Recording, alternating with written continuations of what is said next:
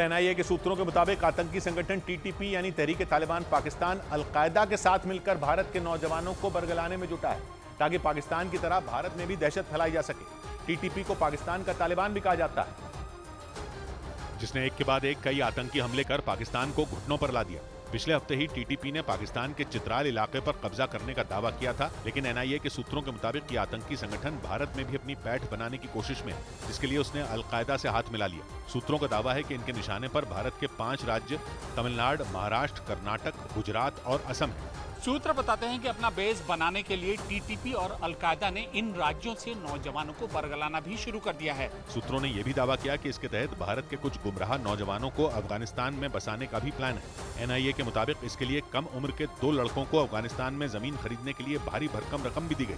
उधर सऊदी अरब के news channel अल Arabia के मुताबिक मुस्लिम देश मिस्र ने वहां के स्कूलों में बुर्का पहनने पर बैन लगा दिया। मिस्र के शिक्षा मंत्रालय ने सभी सरकारी स्कूलों को 30 सितंबर से शुरू होने वाले नए शैक्षणिक सत्र से इसका सख्ती से पालन करने के आदेश दिए, जिसके तहत बुर्का या हिजाब पहनकर या किसी भी तरह से चेहरा ढककर स्कूल आने वाली छात्राओं को एंट्री नहीं देने की बात कही गई। मिस्र सरकार के नए आदेश के मुताबिक स्कूल आने वाली छात्राएं अपने बाल ढकने के लिए हेड स्कार्फ पहन सकती हैं, लेकिन वो अपना चेहरा नहीं ढक सकती। मिस्र के सरकारी स्कूलों में 30 सितंबर से शुरू होने जा रहे नए सत्र से इस आदेश का पालन सख्ती से किया जाएगा। मिस्र में पिछले कई सालों में स्कूल में बुर्का पहनने पर बहस चल रही थी। न्यूज चैनल अल अरबिया के मुताबिक पूरे मिस्र में कई निजी संस्थान पहले से ही नकाब पहनने पर प्रतिबंध लगा चुके हैं।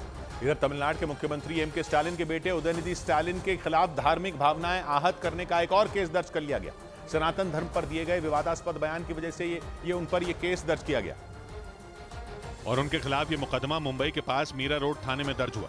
इससे पहले उदयनिधि पर देश के कुछ और हिस्सों में भी एफआईआर दर्ज कराई जा चुकी है। उधर एआईएडीएमके के पूर्व विधायक सत्यनारायण बी पर आय से अधिक संपत्ति के मामले का केस दर्ज कर लिया गया। विजिलेंस की टीम ने तमिलनाडु में उनके 18 ठिकानों पर छापेमारी की, जिसमें चेन्नई में 16 जगहों पर रेड की कार्रवाई की गई, जबकि तिरुवल्लुर और कोयम्बतूर में भी एआईएडीएमके के पूर्व विधायक सत्यनारायण बी के कुछ ठिकानों पर तलाशी अभियान चलाया गया। इस बीच तमिलनाडु में रेत खनन से जुड़े कारोबारियों के खिलाफ ईडी की छापेमारी तेज हो गई। ईडी के अभियान में रेत कारोबार से जुड़े उद्योगपति रत्नम के कई ठिकानों की तलाशी ली गई और इस दौरान ईडी की टीम ने बड़े कारोबारी रत्नम के दिंडुक्कल के घर और दफ्तर पर कई घंटों तक छापेमारी की। ईडी ने यह छापेमारी रेत की बिक्री में बड़े पैमाने पर टैक्स चोरी के आरोपों पर की।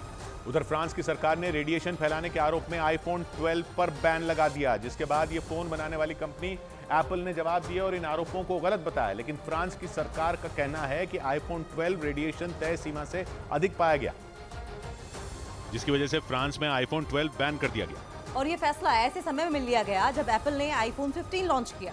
और इसी दौरान फ्रांस में रेडिएशन पर नजर रखने वाली संस्था ANFR की ओर से किए गए टेस्ट में आईफोन 12 फेल हो गया, क्योंकि फोन में रेडिएशन का SAR यानी स्पेसिफिक एब्जॉर्प्शन रेट तय लिमिट से ज्यादा पाया गया। SAR वो रेट होता है जिससे किसी शख्स के शरीर में मोबाइल से पैदा होने वाले रेडिएशन के अंदर जाने का पता चलता है, और आईफोन 12 में वही ज्यादा पाया गया, जिसने एप्पल का नुकसान करा दिया, क्योंकि इस खबर के बाद एप्पल के शेयर नीचे गिरने लगे। जिसके बाद एप्पल ने फ्रांस की सरकार के आरोपों को खारिज किया और साफ साफ कहा कि आईफोन 12 से नियम से अधिक रेडिएशन नहीं होता।